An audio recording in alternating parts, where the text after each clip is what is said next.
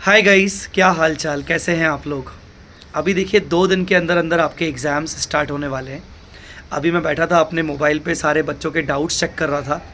तो कुछ ऐसे कॉमन क्वेश्चंस थे जो मुझे लगा कि मैं वीडियो बना के आप लोगों को आंसर कर सकूं।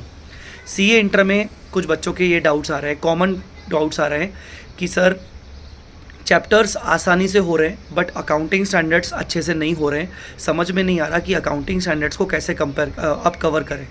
देखो, ऐसे मोमेंट पे जब बचे ही 2 दिन हैं तो मैं आपको सिर्फ एक इम्पॉर्टेंट सजेशन दे सकता हूँ कि अकाउंटिंग स्टैंडर्ड जो अकाउंटिंग स्टैंडर्ड्स आपसे अब लग रहा है कि नहीं, मुझसे समझ ही नहीं आ रहा मैं कैसे करूँ।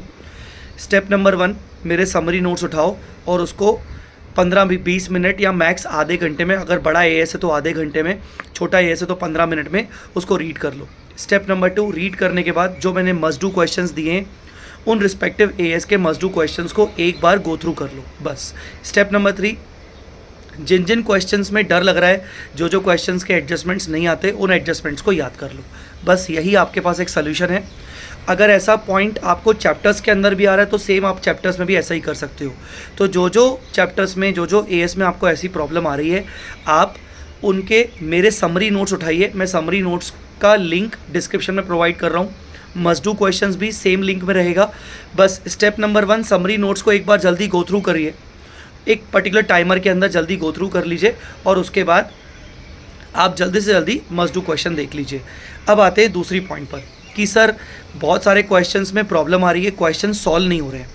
Again same solution, question solve नहीं हो रहे हैं, उन क्वेश्चंस के एडजस्टमेंट्स याद कर लो, लिजिडली याद कर लो। 2 दिन की बात है और कुछ नहीं होगा, क्योंकि अभी कोई लॉन्ग टर्म सोल्यूशन मैं आपको प्रोवाइड नहीं कर सकता। तो जो क्वेश्चंस में आप अटक रहे हो उन क्वेश्चंस के इंपॉर्टेंट एडजस्टमेंट्स को याद कर लो और वहाँ जाके जितना याद रहे वो लिख लेना। क्वेश्चन नंबर 3, सर ऐसा लग रहा है मैं सब कुछ भूल गया हूँ और मुझे कुछ नहीं आता है, और जब मैं रिवाइज़ करने बैठ रहा हूँ तो सब नया नया लग रहा है। नंबर 1, सब कुछ भूल गए हो, कुछ नहीं आता है, ये एक नॉर्मल सिचुएशन है। इमेजिन करो कि जब तुम्हारे एग्ज़ाम हो जाएंगे और तुम जब पेपर देखोगे तो तुमने पिछले पेपर में भी ऐसा ही शायद किसी और का पेपर देखा होगा, तो तुमने कहा होगा अरे ये तो बहुत ईजी था, ये तो बहुत ईजी था, काश मेरा पेपर होता तो मैं तो आराम से ये क्वेश्चन लिख के आता।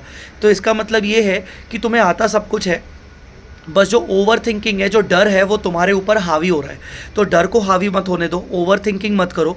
जो भी चीज़ है वो आराम से हो जाएगी। और जब तुम रिवाइज़ करने बैठ रहे हो तो रिवीजन का मतलब है कि ऊपर से एक ओवरव्यू करना इन लास्ट के 2-3 डेज़ में।